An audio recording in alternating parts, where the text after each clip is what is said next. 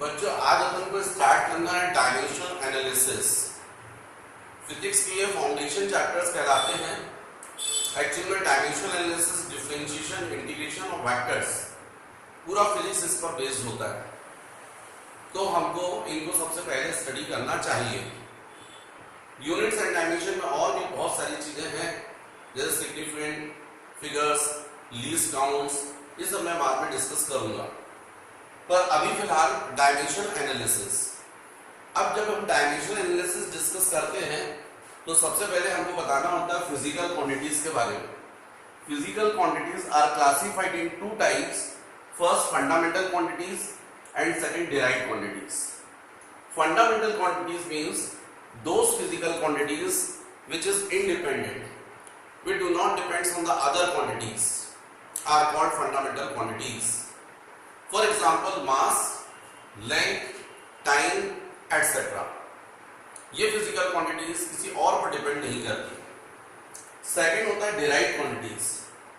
The physical quantities which depends on fundamental quantities and can be derived with the help of fundamental quantities are called derived quantities. For example, area. Area का formula होता है length into breadth, और आप breadth को भी length के terms में major करते तो L इंटू एल। मतलब एरिया किस पर डिपेंड कर रहा है? फंडामेंटल क्वांटिटी लेंथ पर, इसलिए एरिया डिराइव्ड क्वांटिटी हुई। Volume length into breadth into height. अब आप ब्रेड्थ भी लेंथ के टर्म्स में मेजर करते हो, हाइट भी लेंथ के टर्म्स में, इसका मतलब वॉल्यूम किस पर डिपेंड कर रहा है? फंडामेंटल क्वांटिटी लेंथ पर, और इसलिए वॉल्यूम भी क्या हो गई? Derived quantities. नेक्स्ट जैसे डेंसिटी, इसका फॉर्मूला होता है मास अपॉन वॉल्यूम। मास m, वॉल्यूम जैसे यहां ऊपर देखा L क्यूब, तो L क्यूब मतलब ml माइनस t। तो आपको क्लियर दिख रहा है डेंसिटी मास पर भी डिपेंड कर रहा है और लेंथ पर भी डिपेंड कर रहा है, इसलिए डेंसिटी भी क्या हो गई? Derived quantities. तो ऐसी बहुत सारी फिजिकल क्वांटिटीज हैं जो डिराइव्ड होती हैं। जैसे जैसे सिलेबस आगे बढ़ेगा आपको वो पता चलेगा, हालांकि मैं बहुत सारी आपको बताऊंगा। अब इन फंडामेंटल क्वांटिटीज को मेजर करने के लिए डिफरेंट सिस्टम है, वो आपको पता होना चाहिए। सिस्टम ऑफ यूनिट्स, तो एक्चुअली इसमें जो फर्स्ट सिस्टम है CGS system, second FPS system और third MKS system. CGS system means centimetre gram second system. In this system, the length is measured in centimeter, mass in grams, and time in second. Second है FPS system, foot pound second system, और British system. In this system, the length is measured in foot, mass in pound, and time in second. तो length को जो है हम लोग foot में major करते हैं, मास को हम लोग पाउंड में मेजर करते हैं, और टाइम को हम लोग सेकंड में। थर्ड सिस्टम है एमकेएस सिस्टम, इसको बोलते हैं metre kilogram second system. In this system the length is measured in metres, mass in kilograms and time in second.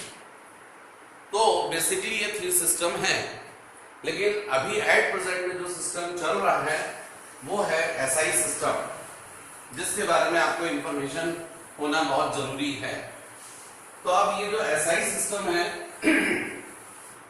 SI system मतलब इंटरनेशनल सिस्टम ऑफ यूनिट्स।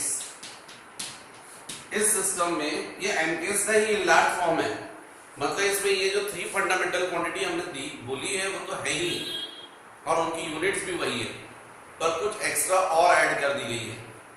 तो definitely यदि हम यहाँ पर फंडामेंटल क्वांटिटी बोले, फिर उनकी यूनिट्स बोले, और फिर उनके सिंबल बोले, तो fundamental quantity first mass, length, time, ये तो है ही, पर इसके अलावा करंट भी ऐड कर दी गई है। टेम्परेचर, ल्यूमिनस इंटेंसिटी,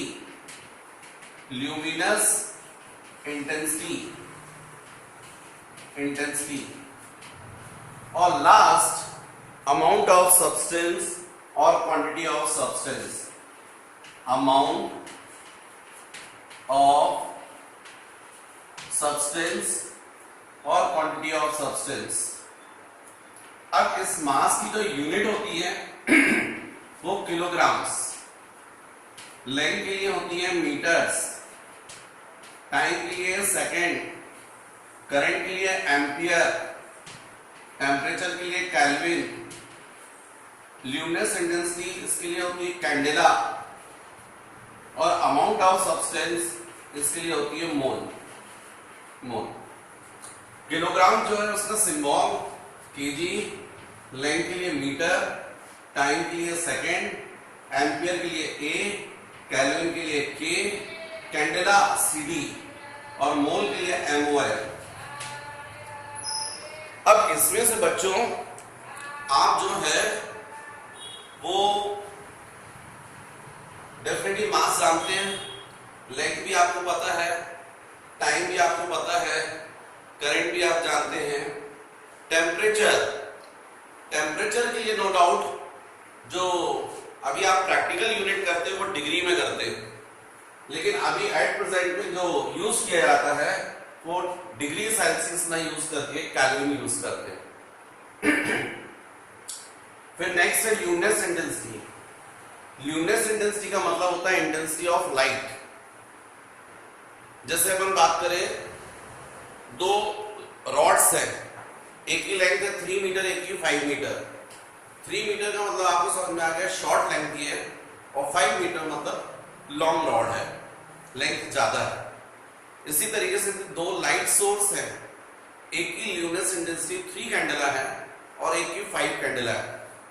मतलब जो फर्स्ट लाइट सोर्स है उसकी इंटेंसिटी ऑफ लाइट कम होगी, और जो सेकंड सोर्स है उसकी इंटेंसिटी ऑफ लाइट ज्यादा होगी। तो इंटेंसिटी ऑफ लाइट को हम लोग कैंडेला में जो है वो मेजर करते हैं। नेक्स्ट इसके बाद बच्चों जो होता है वो है अमाउंट ऑफ सब्सटेंस। तो अमाउंट ऑफ सब्सटेंस को हम लोग मोल में मेजर करते हैं, और सबको पता है 1 मोल में कितने मॉलिक्यूल्स होते हैं। तो आपको पता है equal to Avogadro number 6.023 into 10 to the power 23।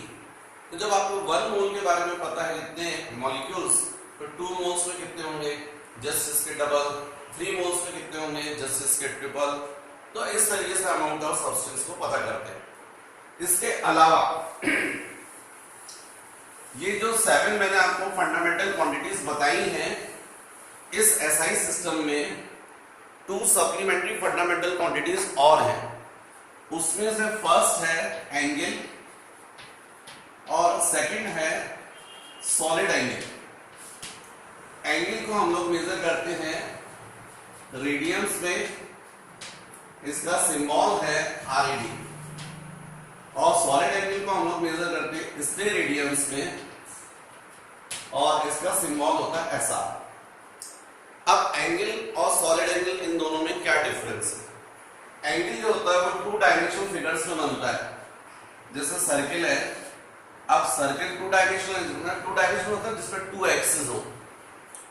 अब इसमें ये आर्क हो गया AB, तो ये आर्क AB पर जो भी इंटरसेक्ट करता है उसी को एंगल बोलते हैं, और एंगल को हम लोग थीटा से डिनोट करते हैं। Angle is equal to arc upon radius, ये फॉर्मूला होता है। तो ऐसा ही सिस्टम में एंगल्स को आप डिग्री में नहीं अपन मेजर करते।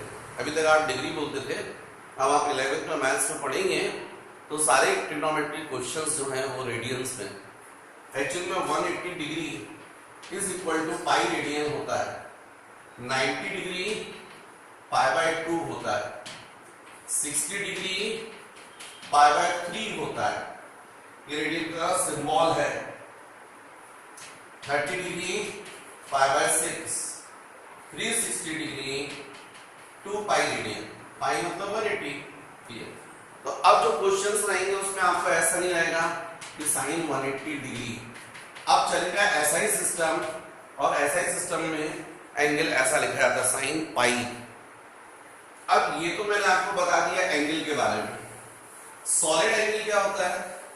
तो सॉलिड एंगल जो बनता है वो 3 डायमेंशनल फिगर्स में बनता है। 3 डायमेंशनल फिगर्स, जैसे स्फीयर है। अब बोर्ड पर तो मुझे स्फीयर बनाना टफ है, स्वाभाविक आपको सर्कल दिखेगा। पर यदि आप स्फीयर में बात करें तो तीनों एक्सिस होती है, लेंथ, ब्रेड्थ और हाइट, वो 3 डायमेंशनल फिगर है। इसलिए यदि स्फीयर की बात करें और उसमें ये मान लीजिए स्मॉल सरफेस बात करें, तो ये जो स्मॉल सरफेस है, ये सेंटर पर जो भी एंगल इंटरसेक्ट करेगा उसको एंगल ना बोलकर हम लोग सॉलिड एंगल बोलते हैं। Angle subtended bye solid surface at centre is called solid angle, it is denoted by omega. अब मान लीजिए सरफेस है और इसका एरिया, सरफेस एरिया है S और इस स्फीयर का रेडियस है R, तो solid angle is equal to होगा surface area upon radius square. ये इसका फॉर्मूला होता है, solid angle is equal to surface area upon radius square. Solid angle को अपन स्टेरेडियंस में मेजर करते हैं। तो जैसे मान लीजिए सपोज पूरा फुल स्फीयर है, इसका पूरा सरफेस सेंटर पर कितना सॉलिड एंगल फॉर्म करेगा, तो ओमेगा इज इक्वल टू क्या बोलेंगे, surface area upon radius square.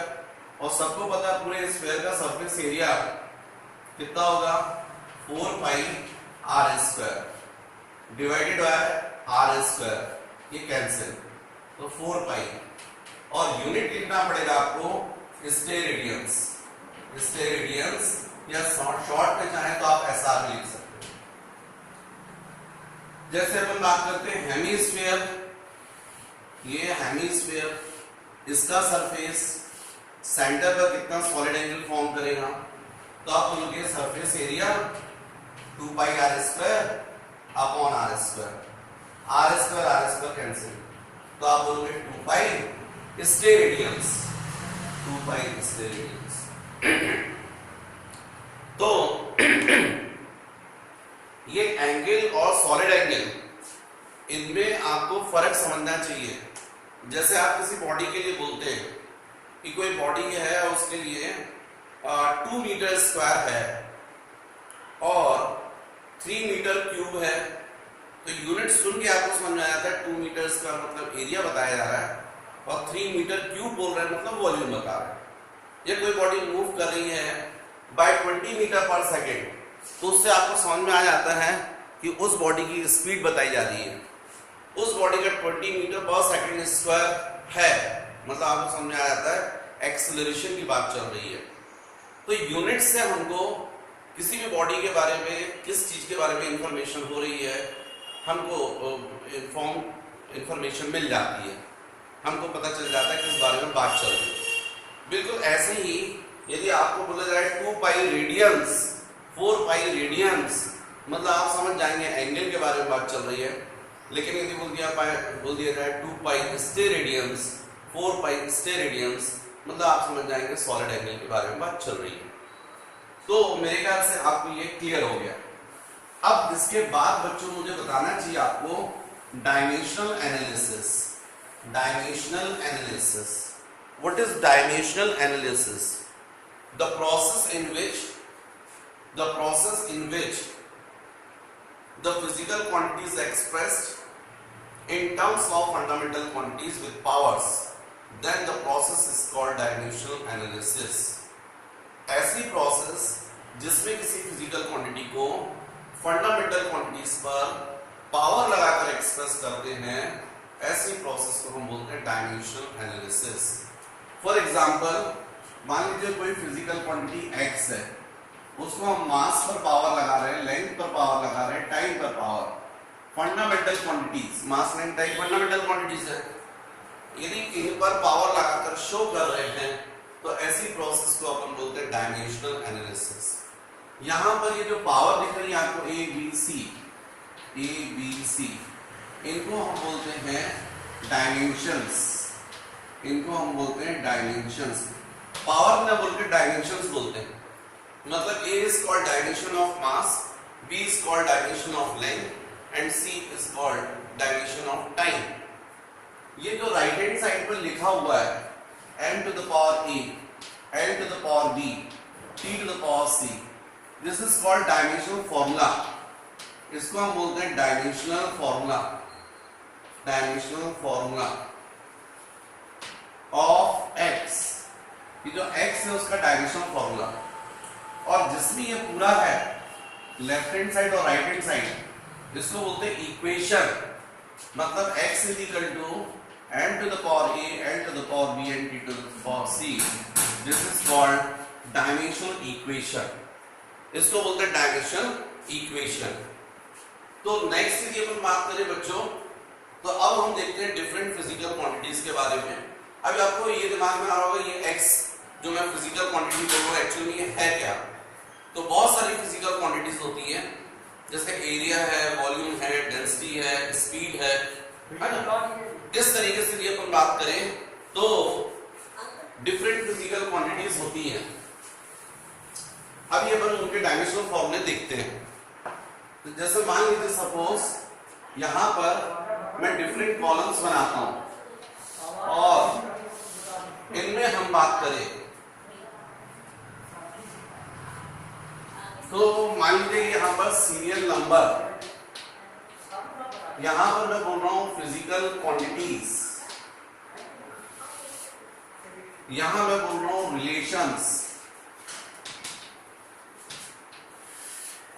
यहां पर मैं बोल रहा हूं कैलकुलेशन, नेक्स्ट मैं बोल रहा हूं आपको डायमेंशनल फॉर्मूला, और नेक्स्ट मैं बोल रहा हूं आपको एसआई यूनिट। तो अपन स्टार्ट करते हैं, चलिए सबसे सिंपल से।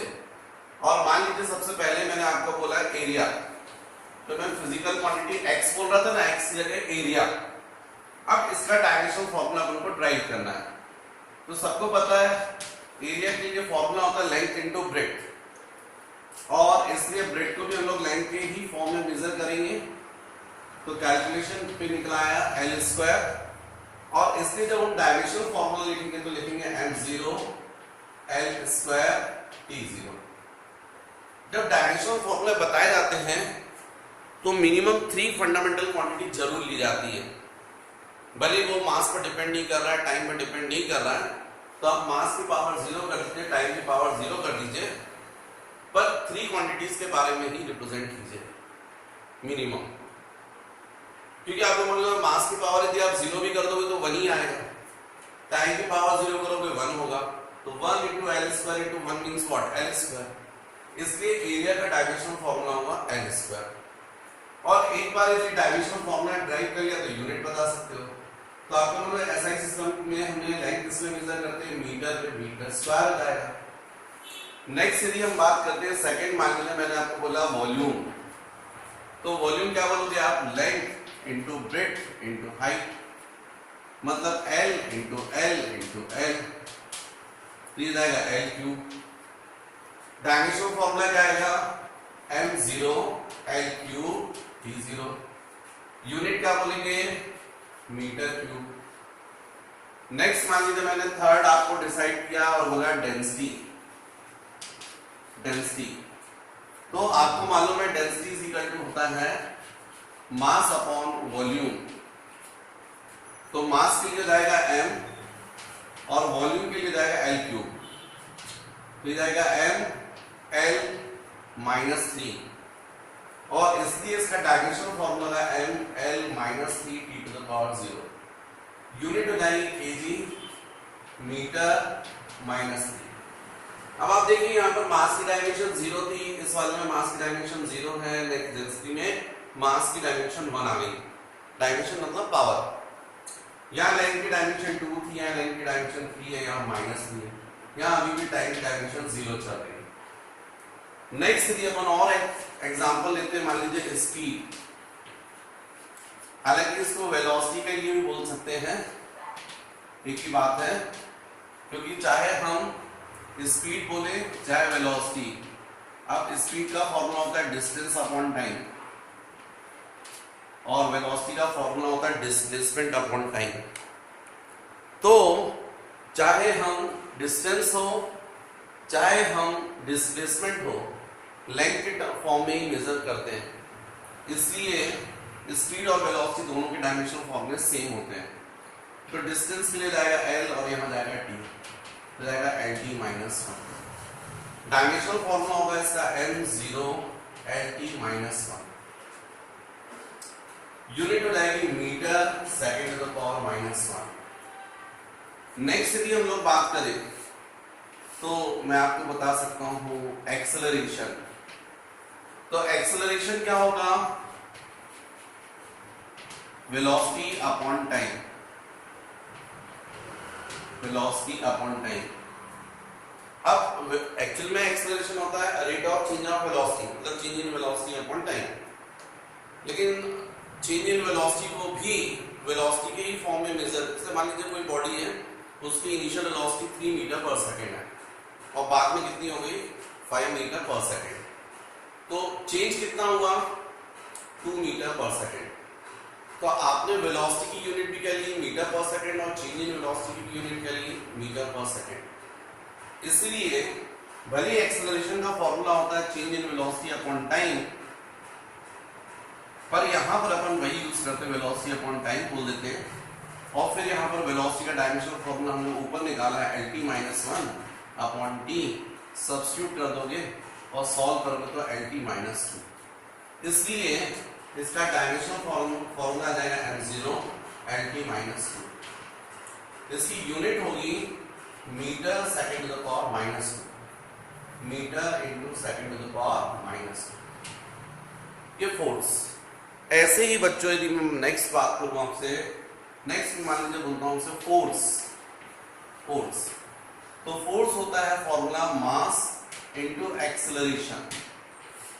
अब मास के लिए m हो जाएगा और एक्सेलरेशन तो आपको पता है LT-2, तो इसलिए इसके लिए फॉर्मूला हो जाएगा mLT-2, यूनिट हो जाएगी kg metre second to the power -2। Dimensional फॉर्मूले के बेसिस पर फोर्स की यूनिट होगी kg metre per second square, पर वैसे ऐसा ही सिस्टम में हम लोग न्यूटन लेते हैं। एक्चुअल में 1 न्यूटन और 1 kg metre per second square same चीज है, इसलिए हम लोग डायमेंशनल फॉर्मूले के बेसिस पे ये यूनिट बोल सकते हैं। तो बच्चों जैसे मैंने ये सिंपल आपको कुछ फिजिकल क्वांटिटीज के डायमेंशनल फॉर्मूले ड्राइव करना सिखाया, ऐसे ही आप लोग देखिए बुक में तो आपके बहुत सारे टेबल बना हुआ है और बहुत सारी फिजिकल क्वांटिटीज उनके डायमेंशनल फॉर्मूले डिराइव्ड हैं। उसमें आपको केवल देखना है कि फिजिकल क्वांटिटी का नेम और रिलेशन, उसके आगे कैलकुलेशन आपको खुद करना चाहिए और फिर भले ही आप बुक से चेक कर लें। तो इस वीडियो में बच्चों मैंने आपको कुल मिलाकर डायमेंशनल एनालिसिस से किसी फिजिकल क्वांटिटी में डायमेंशनल फॉर्मूले कैसे डिराइव करते हैं वो सिखाया है। नेक्स्ट वीडियो में आप इन डायमेंशनल फॉर्मूलों का क्या यूज है, डायमेंशनल एनालिसिस क्या एप्लीकेशन है, वो मैं आपको बताने वाला हूँ। लेकिन वो करने से पहले यदि आप चाहें तो अपनी बुक उठाइए, क्योंकि YouTube पर तो ये प्रॉब्लम है कि बाकी मैं आपको बहुत सारा PDF फाइल कैसा दे सकता हूँ। हाँ, लेकिन मेरा जो ऐप है आसाटी क्लासेस के नेम से है, जिसको आप प्ले स्टोर पर डाउनलोड कर सकते हैं और वहां से यदि आप जब उसमें ऐप में आ जाएंगे तो उसमें आपको PDF फाइल मिल जाएगी जिसमें बहुत सारी फिजिकल क्वांटिटीज के डायमेंशनल फॉर्मूले दिए हुए हैं और फिर उससे आप जो है और आगे कंटिन्यू कर सकते हैं। तब तक आप नेक्स्ट वीडियो वॉच कीजिए, उसमें एप्लीकेशंस देखिए, पूरा चैप्टर कीजिए और फिर उसके बाद जो न्यूमेरिकल्स करना है तो उसके लिए फिर से वही प्रॉब्लम आएगी। YouTube पर तो ठीक है, लेकिन मेरे ऐप में मैंने उसमें PDF फाइल दी है, तो पूरे क्वेश्चंस दिए हुए हैं और उन क्वेश्चंस को कैसे सॉल्व करेंगे वो वीडियो पर समझाया हुआ है। तो आप यदि YouTube पर देख रहे हैं तो बढ़िया है, आप इसको सीखिए और बुक की हेल्प लेकर पढ़िए। लेकिन यदि आप चाहते हैं कि और डिटेल में पढ़े तो मेरे ऐप को आप डाउनलोड कीजिए, आसाटी क्लासेस, उसमें आपको काफी बेनिफिट मिलेगा। ठीक है बच्चों, तो नेक्स्ट वीडियो में अपन इसकी देखेंगे एप्लीकेशन।